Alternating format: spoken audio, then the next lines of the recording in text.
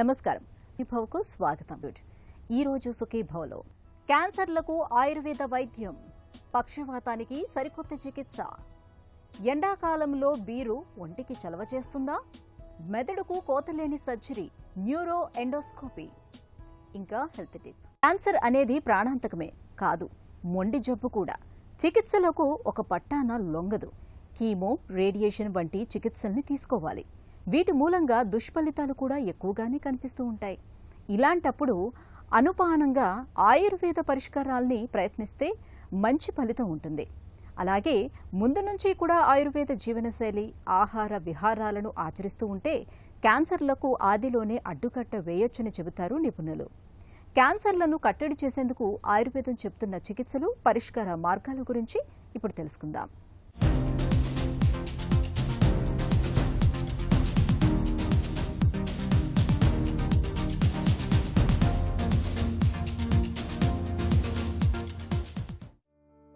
Cancer ఈ 3 అక్షరాల పదాన్ని తలుచుకుంటే మనలో చాలా మందికి మృత్యువు కళ్ల ముందు మెదులుతుంది. క్యాన్సర్ అన్న పేరును పలకాలంటేనే గుండెలో దడ మొదలవుతుంది. నిజమే, క్యాన్సర్ అనేది మనిషిని మెల్లమెల్లగా మృత్యుముఖం వైపు తీసుకెళ్లే ఒక మొండి జబ్బు. అయితే అనుమానిత లక్షణాలను ముందుగానే పసిగట్టి తొలి దశల్లోనే చికిత్సలు మొదలు పెడితే ప్రమాదకరమైన, ప్రాణాంతకమైన క్యాన్సర్లకు ఆదిలోనే సమాధి కట్టేయొచ్చు. కీమోథెరపీ, రేడియేషన్ వంటి చికిత్సల సాయంతో ఇవాళ మహమ్మారి క్యాన్సర్ను చాలా తేలికగా జయించవచ్చు. అయితే వీటితో పాటు మన సంప్రదాయ వైద్యమైన ఆయుర్వేద చికిత్సలను కూడా అనూపానంగా మొదలు పెడితే క్యాన్సర్ కోరల నుంచి త్వరగా బయటపడొచ్చని చెబుతారు ఆయుర్వేద నిపుణులు. క్యాన్సర్ అనేటువంటిది నార్మల్ సెల్యులార్ మైటోసిస్ పద్ధతిలో కాకుండా జీవ కణాలు తమ జ్ఞాపక శక్తిని కోల్పోయి శరీరంలోని ఏ భాగంలోనైనా ఇర్రెగ్యులర్గా పెరిగేటువంటి ఒకానొక విధానానికే క్యాన్సర్ అంటారు. ఈ క్యాన్సర్ మనం కనుక చూసినట్టయితే ఫిజికల్ కాజెస్ అని, కెమికల్ కాజెస్ అని, బయాలజికల్ కాజెస్ అని చూస్తాం. ఫిజికల్ కాజెస్ అంటే ఫిజికల్గా ఇర్రాడియేషన్, ఎక్స్రే సెంటర్స్ లోపల, తర్వాత డైరెక్ట్గా ఫోటో ఎక్స్పోజర్ కానీ, సన్ ఎండలో విపరీతంగా వర్క్ చేయడం వల్ల కానీ, ఇవి ఫిజికల్ ఎక్స్పోజర్ వల్ల వచ్చేటువంటి క్యాన్సర్స్. కెమికల్ క్యాన్సర్స్ ఏంటంటే లైక్ ఎవరైతే పీపుల్ యాస్బెస్టాస్లో, సిమెంట్ ఫ్యాక్టరీస్లలో, డస్ట్లో, ఒక పొల్యూటెడ్ ఎన్విరాన్మెంటల్ కెమికల్ బేస్డ్ ఫ్యాక్టరీస్లో వర్క్ చేసినప్పుడు ఎస్పెషల్లీ ఇన్హలేషన్ ద్వారా లంగ్లో యాస్బెస్టాస్ లాంటి కెమికల్స్ చేరేసి లంగ్ క్యాన్సర్స్కు, తర్వాత అట్లాగే tobacco is the major culprit which is the major killer క్యాన్సర్లో మనకు తెలుస్తున్నది. అట్లాగే బయాలజికల్ క్యాన్సర్ అంటే బయాలజికల్ క్యాన్సర్ కొన్ని రకాలైనటువంటి వ్యాధులు, కొన్ని రకాలైనటువంటి వైరస్ శరీరంలో ఉన్నప్పుడు క్యాన్సర్ బారిన పడడానికి కారణం ఉంది. రక్తహీనత, షుగర్ జబ్బు, థైరాయిడ్ సమస్యలతో బాధపడుతున్నప్పుడు శరీరం నీరసించడం, నిస్సత్తుగా అనిపించడం మామూలే. ఇక శరీరంలో క్యాన్సర్ కణితులు ఉన్నప్పుడు నిత్యం నీరసం అనేది ఒక ప్రధానమైన సమస్యగా మారుతుంది. శరీరంలోని శక్తినంతటినీ క్యాన్సర్ కణాలు ఎప్పటికప్పుడు లాగేస్తుంటాయి. ఆహారంలోని పోషక వనరులన్నింటినీ క్యాన్సర్ కణాలు తమ కోసం వాడేసుకుంటూ ఉంటాయి. ఇక చికిత్సలో భాగంగా కీమోథెరపీ, రేడియేషన్ తీసుకుంటున్నప్పుడు సహజంగానే ఆ మందుల తీవ్రతకు, రేడియేషన్ ప్రభావాల్ని తట్టుకునేందుకు శరీరం బాగా కష్టపడాల్సి వస్తుంది. దీంతో క్యాన్సర్ బాధితులకు నీరసం అన్నది ఒక నిత్య సమస్యగా మారుతుంది. ఈ క్యాన్సర్ నీరసాన్ని అధిగమించేందుకు ఆయుర్వేదం తనవైన ప్రత్యేక పరిష్కారాల్ని చెబుతుంది. ఈ ప్రివెన్షన్ అనేటువంటిది మనము ఆయుర్వేద రీత్యా చూసినా, ఆధునిక రీత్యా చూసినా primary prevention, secondary prevention, tertiary prevention and other preventions. Primary preventions ఏంటంటే ముఖ్యంగా కాజేటివ్ ఫ్యాక్టర్ ఏంటి, టొబాకో ద్వారా వస్తుంది, యాస్బెస్టాస్ ద్వారా లంగ్ క్యాన్సర్ వస్తుంది. ఈ కారణాలని కరెక్ట్గా నిర్ధారించుకొని ఆ స్మోకింగ్ అవాయిడ్ చేయడం, ఆస్బెస్టాస్ ఫ్యాక్టరీ లోపల సరైన ప్రత్యేకమైనటువంటి చర్యలు తీసుకోవడం ద్వారా దీనికి ప్రైమరీ ప్రివెన్షన్ చేయొచ్చు. సెకండరీ ప్రివెన్షన్ ఏంటంటే రోగ లక్షణాలు ద్వారా, అంటే రోగం ముదరదు, రోగ లక్షణాలు బయటపడతాయి. అట్లాంటప్పుడు ఇమ్మీడియట్గా దాన్ని గుర్తించి సర్జికల్ రాడికల్ ఎక్సిషన్స్ చేసి మనము మిగతా పాలియేటివ్ థెరపీ ద్వారా కానీ, రసాయన చికిత్స ద్వారా అంటే రసాయన చికిత్స అనేటువంటిది ఒకానొక ప్రత్యేకమైనటువంటి ఆయుర్వేదిక్ చికిత్సా పద్ధతి ఉంది. సో ఈ రసాయనిక చికిత్స ద్వారా మనం ఖచ్చితంగా కూడా సెకండరీ ప్రివెన్షన్ చేయొచ్చు. టెర్షరీ ప్రివెన్షన్ ఇది ఇంపార్టెంటు. కాకపోతే ఏంటంటే రోగము పూర్తిగా బయటపడి దాని కాంప్లికేషన్స్ సర్ఫేస్ అయినప్పుడు మనము ముఖ్యంగా కీమో రేడియోథెరపీతో పాటుగా మనము కొన్ని ప్రత్యేకమైనటువంటి చికిత్సా పద్ధతులు మనం చేయాల్సి ఉంటుంది. అంటే రోగ వినాశనకరమైనటువంటి చికిత్సా పద్ధతులు, రసాయన చికిత్సా పద్ధతులు, నైష్టిక చికిత్సా పద్ధతులు. నిత్యం మనం ఉపయోగించే అనేక రకాల వంట దినుసులకు మన ఆరోగ్యాన్ని బాగు చేసే గుణం ఉంది. ముఖ్యంగా పసుపులోని కర్క్యుమిన్ అనే రసాయనానికి క్యాన్సర్ను నయం చేసే గుణం ఉన్నట్లు అనేక పరిశోధనలు కూడా రుజువు చేస్తున్నాయి. క్యాన్సర్ బాధితులు పసుపును వంటల్లో ఎక్కువగా వాడుకోవడం మంచిది. అలాగే దానిమ్మ, ద్రాక్ష, క్యారెట్, బీట్రూట్ వంటి దుంపకూరలు, క్యాలీఫ్లవర్, క్యాబేజీ వంటి వాటికి క్యాన్సర్ కణాలను నాశనం చేసే గుణం ఉంది. ఇలాంటి ఆహార పదార్థాలని రోజువారీ ఆహారంలో ఒక భాగంగా చేసుకోవాలి. నీరసం మరీ అధికంగా ఉన్నప్పుడు మంజిష్ట, అశ్వగంధ, నారసింహ రసాయనం, సుకుమార ఘృతం వంటి ప్రత్యేక ఔషధాలను సేవించాలని చెబుతుంది ఆయుర్వేదం. ఆయుర్వేదాన్ని మనము ఈ ఆధునిక చికిత్సా పద్ధతులకు అనుసంధానం కనుక చేసినట్టయితే ఖచ్చితంగా మనము double the remedy, patient context లోపల సివియారిటీ ఆఫ్ ద సిమ్టమ్స్ను తగ్గిస్తూ రోగి యొక్క స్పాన్ను పెంచి కాంప్లికేషన్స్ను 100% తగ్గించగలం. దీని లోపల శమన చికిత్స, శోధన చికిత్స. శమన చికిత్స లోపల ఇమ్యూనిటీని పెంచేటువంటి, ఓజస్సును పెంచేటువంటి చికిత్సా పద్ధతులు, రసాది ధాతునాం ఆప్యాయనం అంటే సప్త ధాతువులకు ఆప్యాయనాన్ని కలిగించి ఇమ్యునో కాంప్లెక్స్ ఫినామినాన్ని ట్రిగర్ చేయగలిగే ఏకైక చికిత్సా పద్ధతి ఆయుర్వేదం మనకు అందిస్తున్నది.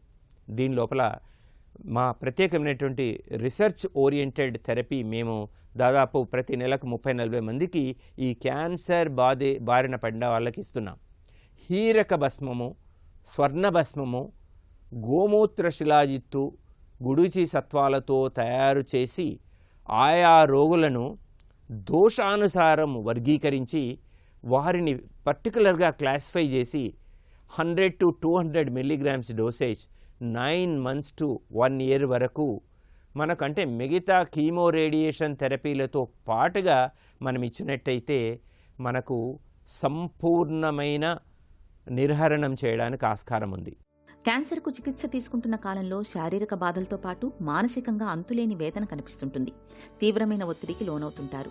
తరచూ డిప్రెషన్లో కూడా వెళ్తుంటారు. ఒత్తిడి, ఆందోళన, మానసిక వ్యాకులత ఇవన్నీ కూడా క్యాన్సర్ బాధల్ని మరింతగా పెంచేవే.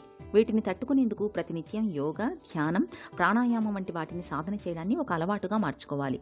ఒకవైపు మందుల సాయం తీసుకుంటూనే ఇలా జీవనశైలిలోనూ ఆహార విహారాల్లోనూ తగిన జాగ్రత్తలు తీసుకోవడం ద్వారా క్యాన్సర్ బాధల్ని తేలికగా అధిగమించవచ్చు. హెల్త్ న్యూస్ మీకోసం.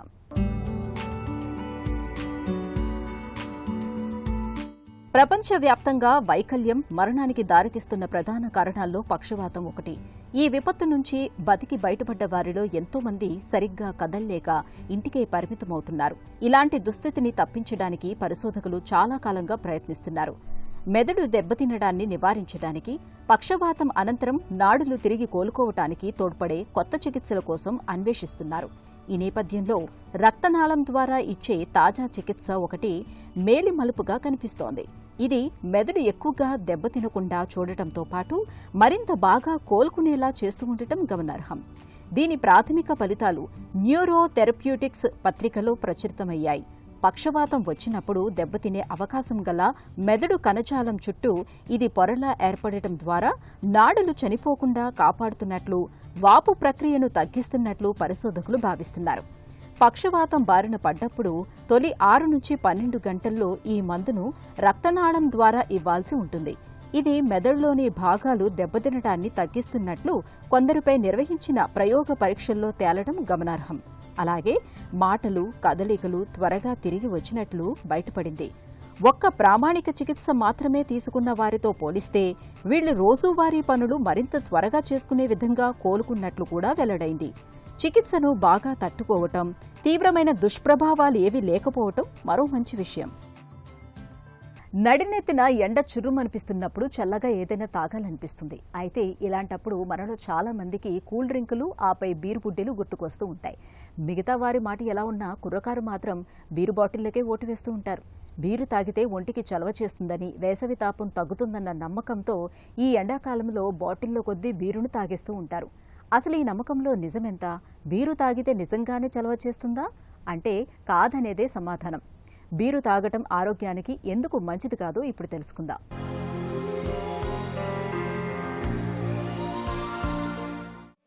బీరులో ఆల్కహాల్ ఉండదని, బీరు తాగటం వల్ల ఒంటికి చల్లదనం లభిస్తుందనే నమ్మకం చాలామందిలో కనిపిస్తుంది. నిజానికి బీరులోనూ 5 నుంచి 7.5% వరకు కొంత మోతాదులో ఆల్కహాల్ ఉంటుంది. ఇలాంటప్పుడు బీరే కదా అని పరిమితికి మించి తాగేస్తే ఆరోగ్యంపై తీవ్ర దుష్ప్రభావం చూపుతుంది. రోజుకి 90 ml కంటే ఎక్కువగా బీరు తాగితే అది కాలేయంపై నేరుగా ప్రభావం చూపుతుంది. కాలేయం పరిమాణం కుంచుకుపోయి పనితీరు దెబ్బతింటుంది. ఇప్పటికే కాలేయ సమస్యలున్నవారు, అధిక కొవ్వు, బరువు, మధుమేహంతో బాధపడుతున్నవారు అదే పనిగా ఆల్కహాల్ తీసుకుంటే ఇంకా త్వరగా గాలేయ జబ్బుల బారిన పడే అవకాశం ఉంటుంది. కడుపులో జిగురు పొరను ఆల్కహాల్ దెబ్బతీస్తుంది. ఫలితంగా అల్సర్లు ఏర్పడి రక్తవాంతులు, విరేచనాల సమస్యలు ఎదురవుతాయి. బీరుకు బానిసలవ్వటం వల్ల స్థూలకాయులుగా మారుతారు. నాడీ వ్యవస్థలపై ఆల్కహాల్ ప్రభావం పడుతుంది. శరీర కదలికలను నియంత్రించే వ్యవస్థ దెబ్బతింటుంది. మెదడుపై దుష్ప్రభావం చూపడంతో ఆలోచన శక్తి తగ్గిపోతుంది. కొన్నిసార్లు మెదడులో రక్తస్రావం జరిగే ప్రమాదము ఉంటుంది. బీరు తాగే వారిలో మానసిక ఆందోళన, కుంగుబాటు సమస్యలుంటే మరింత ఎక్కువవుతాయి. ఆల్కహాల్ ఎక్కువగా తీసుకున్న వారికి వారు వాడుతున్న మందుల ప్రభావం తగ్గిపోతుంది. అధిక రక్తపోటు ఉన్నవారిలో బీపీ మాత్రలపై ఆల్కహాల్ దుష్ప్రభావం చూపి ఆ మాత్రల ప్రభావాన్ని తగ్గిస్తుంది. బీపీ స్థాయి పెరిగి గుండె లయ తప్పుతుంది. బీరు ఎక్కువగా తీసుకున్నప్పుడు శరీరంలోని నీరు, సోడియం, పొటాషియం మూత్రం ద్వారా బయటకు పోతాయి. ఫలితంగా డీహైడ్రేషన్కు దారితీసే ప్రమాదం ఉంటుంది. గ్లూకోజ్ ఉత్పత్తిపై ఆల్కహాల్ ప్రభావం చూపుతుంది. ఫలితంగా మధుమేహంలో రక్తంలో చక్కెర స్థాయి ఒక్కసారిగా తగ్గి హైపోగ్లైసిమియా అనే ప్రమాదకర స్థితిలో కోమాలోకి వెళ్లే ప్రమాదం ఉంటుంది. ఈ నేపథ్యంలో వేసవిలో బీర్లు తాగటం కన్నా పండ్ల రసాల్ని తాగటం ఆరోగ్యానికి ఎంతో మేలు. వైద్య రంగం అభివృద్ధి చెందుతున్న కొద్దీ మెదడుకు చేసే సర్జరీల్లోనూ విప్లవాత్మకమైన మార్పులు వస్తున్నాయి. న్యూరో ఎండోస్కోపీ అలాంటిదే. ఈ విధానంలో చిన్న రంధ్రం ద్వారా సన్నని కెమెరాతో కూడిన ప్రత్యేక పరికరాలతో మెదడు లోపలికి వెళ్లి సమస్యను స్పష్టంగా గుర్తించి అదే సమయంలో చికిత్స కూడా చేసే వెసులుబాటు ఉంటుంది. అన్నిటికీ మించి ఈ విధానంతో చర్మంపై పెద్దగా కోతలుండవు, రక్తస్రావం కూడా పెద్దగా ఉండదు, నొప్పి కూడా తక్కువే, ఇక త్వరగా కోలుకునే అవకాశం ఉంటుంది. మెదడులో కణితులు, సిస్టులు, హైడ్రోసెఫల్సిస్ వంటి సమస్యలకు చికిత్స చేయటంలో న్యూరో ఎండోస్కోపీ ఎంతో ఉపయుక్తంగా ఉంటుందని చెబుతారు డాక్టర్లు. కోత లేకుండా మెదడు సమస్యలకు చికిత్స చేసే న్యూరో ఎండోస్కోపీ గురించిన పూర్తి వివరాల్ని డాక్టర్ని అడిగి ఇప్పుడు తెలుసుకుందాం.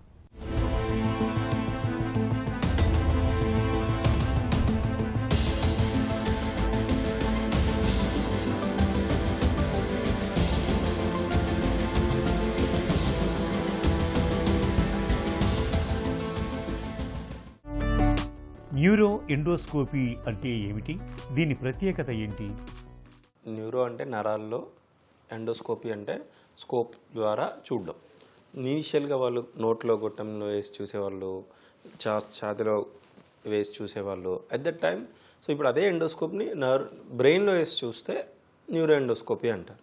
న్యూరో ఎండోస్కోపీ ఎప్పుడు యూజ్ చేస్తారు అంటే చాలా సెంటర్ ఆఫ్ ద బ్రెయిన్, ఇక్కడ గడ్డు ఉంటే నేను ఇక్కడ నుంచి స్టార్ట్ చేస్తే ఆల్మోస్ట్ 10 centimeters కట్ చేసి I have to grow inside to reach the legion.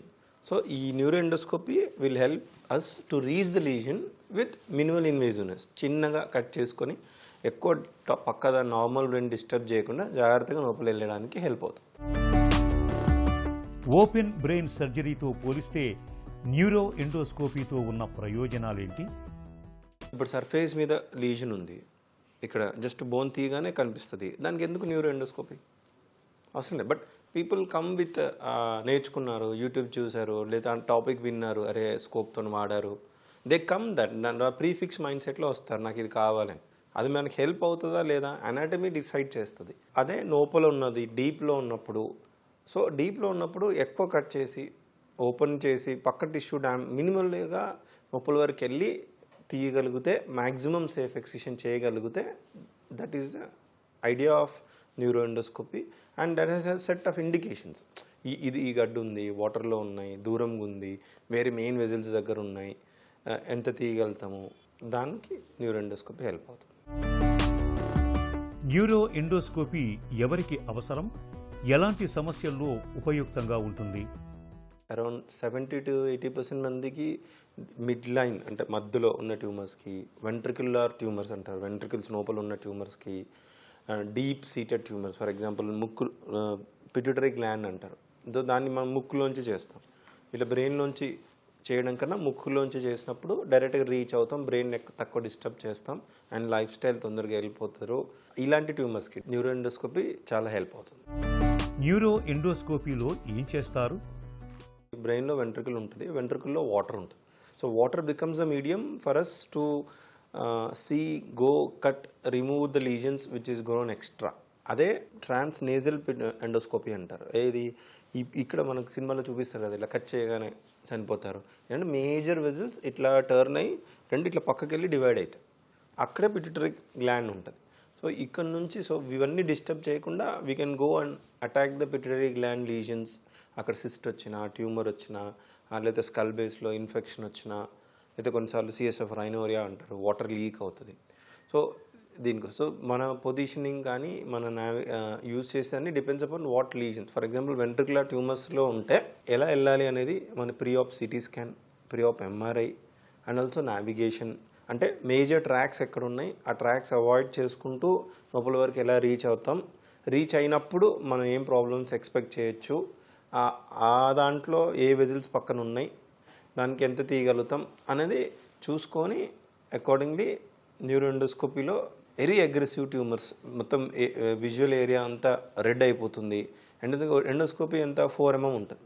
ఆ 4 mm టక్కనే రెడ్, చాలా అగ్రెసివ్ ట్యూమర్స్లో ఏమవుతుంది, బ్లీడ్ అవ్వగానే మనకేం కనపడదు, కొద్దిగా వచ్చేగానే ఎవ్రీథింగ్ ఈజ్ రెడ్. అంటే మనకి ఎక్కడ గడ్డు ఉంది, ఎక్కడ బ్లీడ్ అవుతుంది అర్థం అవ్వదు. So at that time suddenly we change it to microscope and do. సాధారణ బ్రెయిన్ సర్జరీలతో పోలిస్తే న్యూరో ఎండోస్కోపీ ఎలా భిన్నంగా ఉంటుంది? చాలా డిఫరెంట్గా ఉంటుంది సార్. ఎందుకంటే ఫస్ట్ అనాటమీ కన్వెన్షనల్తో న్యూరో ఎండోస్కోపీతో తేడా ఏంటంటే, న్యూరో ఎండోస్కోపీలో అనాటమీ అర్థం అవ్వాలి. ఎందుకంటే మీకు బర్హోల్ సైజ్ 4 mm ఉంటుంది. సో మీరు ఎండోస్కోప్ పెట్టి నాకు కొద్దిగా ముందుంది అంటే ఇది జరపడానికి లేదు, కానీ అగైన్ మళ్ళీ బర్హోల్ చేసి మళ్ళీ ముందుకెళ్ళి చేయాలి. So perfect anatomical localisation, navigation, అన్ని ఇన్స్ట్రుమెంట్స్, మీ ట్రైనింగ్, ఆ లీజన్ యొక్క అప్రోప్రియేట్నెస్, ఇవన్నీ తీసుకొని మనకు అనిపిస్తుంది తక్కువలో అయిపోతుంది, చిన్న దాంట్లో అయిపోతుంది అనిపిస్తుంది. కానీ మ్యాక్సిమం సేఫ్ ఎక్సిషన్ చేయడానికి appropriate planning, planning is more important. Operation తర్వాత కోలుకునే ప్రక్రియ ఎలా ఉంటుంది? ఫాలోఅప్ కంపల్సరీ ఉండాలి సార్.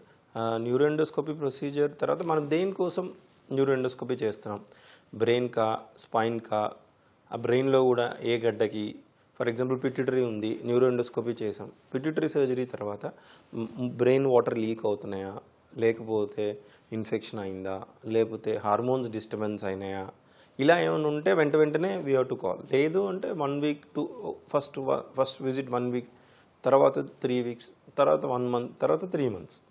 అదే రెగ్యులర్ ట్రాన్స్ వెంట్రికులర్ ఎండోస్కోపీ అయితే we call for 1 week, 1 month and 3 months. అలా ముఖ పరీక్ష రిపోర్ట్ ప్రకారం కూడా హై అగ్రెసివ్ ట్యూమర్ ఉంటే కీమో రేడియోథెరపీ ఇవ్వాలా బయాప్సీలో, లేదు చిన్నది ఉంది యూ కెన్ వెయిట్ అన్నప్పుడు నథింగ్ టు వరీ. న్యూరో ఎండోస్కోపీలో కొత్తగా వచ్చిన మార్పులేంటి? బ్రెయిన్లో కూడా స్పైన్లో కూడా రెండిట్లో కూడా కొత్త డెవలప్మెంట్స్ ఉన్నాయండి. బ్రెయిన్లో ఏంటంటే ఇంతకుముందు ఈ ఛానల్ 4 mm కదా మనకున్న సైజ్, ఆ 4 mmలో మనకి కెమెరా సిస్టమ్ ఉండాలి, వర్కింగ్ ఛానల్ ఉండాలి, and also for working channel అంటే ఇప్పుడు నేను గడ్డ తీస్తున్నా కానీ బ్లీడ్ అయింది. ఇంతకుముందు ఏముండేదంటే ఈ గడ్డ తీసే ఇన్స్ట్రుమెంట్ తీసి మళ్ళీ బ్లీడింగ్ స్టాప్ చేసే ఇన్స్ట్రుమెంట్ పెట్టి మళ్ళీ విజన్ అంతా తెచ్చుకొని మళ్ళీ గడ్డ తీసే ఇన్స్ట్రుమెంట్ పెట్టి ఇట్స్ డబుల్ వర్క్. అంటే ఒకటే దాని కాబట్టి now we have a 2 horn technique where ఒక సైడ్ నుంచి మనము గడ్డ తీయచ్చు, ఒక సైడ్ నుంచి కోయాగులేట్ చేయొచ్చు. జస్ట్ లైక్ ఏ మైక్రోస్కోప్ పెట్టిన మనం 2 hands వాడతాం కదా, అక్కడే కూడా 2 hand టెక్నిక్ వాడచ్చు. ఎండోస్కోప్ ఇనీషియల్ ఎండోస్కోప్స్లో అవి లేవు. హై ఎండ్ ఇప్పుడు మా దగ్గర ఉన్న దాంట్లో కూడా we have a 2 hand technique వాడే ఎండోస్కోప్ ఉంది. ఈవెన్ స్పైన్లో కూడా ఇంతకుముందు ఇలా స్పైనస్ ప్రాసెస్ ఉంటే ఇలా వెళ్ళేవాళ్ళం ఎండోస్కోపీకి. ఇలా వెళ్ళినప్పుడు ఓన్లీ ఇక్కడ పార్టే కనిపిస్తుంది. దిస్ అంతా బోన్ ఉండడం వల్ల ఈ పార్ట్ కనిపించేది కాదు. అంటే సెంటర్ డిస్క్ ఉంటే కష్టం అండి, ఏదో కొద్ది లేటరల్ ఉంటే తీసేయచ్చండి అనే ఎండోస్కోపీకి వాడేవాళ్ళు. కానీ ఇప్పుడు ఏం చేస్తున్నాం, మనం సైడ్ నుంచి వస్తున్నాం. సైడ్ నుంచి వ్యూ చూసినప్పుడు ఇక్కడ సెంటరు ఆపోజిట్ సైడ్ కూడా. So me only just because of view angle change చేయడం వల్ల we have a great advantage. Just like మీరు ల్యాప్రోస్కోపీ కానీ ఎప్పుడైనా ల్యాప్రాట్ చేసి ఉంటే వాళ్ళు ఒక దాంట్లో వ్యూయింగ్ పోర్టల్ వేస్తారు, 2-3 పోర్ట్స్ వేస్తారు, ఇక్కడొకటి. ఎందుకంటే ఒక దాంట్లోంచి చూస్తారు, ఒక దాంట్లోంచి చేస్తారు. చిన్న సైజు ఉండాలి, మల్టిపుల్ ఇన్స్ట్రుమెంట్స్ ఒక దాంట్లోంచి పోవాలన్నప్పుడు కష్టమయ్యేది. ఇప్పుడు ఇందులో కూడా ల్యాప్రోస్కోపీ లాగా biportal, unilateral biportal and last 2 yearsలో this is overtaken open spine surgery where we hardly do now unless until required. Unilateral ఒకటే సైడు, బైపోర్టల్ అంటే ఒక 2 పోర్ట్స్ వేసుకొని ఒక దాంట్లోంచి కెమెరా సిస్టమ్, ఒక దాంట్లోంచి వర్కింగ్ ఛానల్ ఉండడం వల్ల ఇంతకుముందు ఓన్లీ సెంటర్ డిస్క్ తీయలేము చేయలేము అనేది కూడా చేయగలుగుతున్నాం. మెదడు సంబంధిత చికిత్సల్లో న్యూరో ఎండోస్కోపీ అనేది ఒక సురక్షితమైన ఆధునిక విధానం. చర్మంపై సాధ్యమైనంత తక్కువ కోత పెట్టి చేసే ఈ చికిత్సను రోగులకు నిజంగా ఒక వరమనే చెప్పుకోవాలి. ఇక ఈరోజు కార్యక్రమాన్ని ముగించే ఒక చిన్న చిట్కా మీకోసం. వేసవిలో వడదెబ్బను నివారించుకునేందుకు మంచి గంధం చెక్కను బాగా అరగదీయండి. అలా వచ్చిన గంధాన్ని ఒక చెంచాడు తీసుకుని తాగునీటిలో కలుపుకొని తాగుతూ ఉండండి. ఒంట్లో ద్రవ నష్టం తక్కువగా ఉంటుంది. వడదెబ్బ ముప్పు తప్పుతుంది.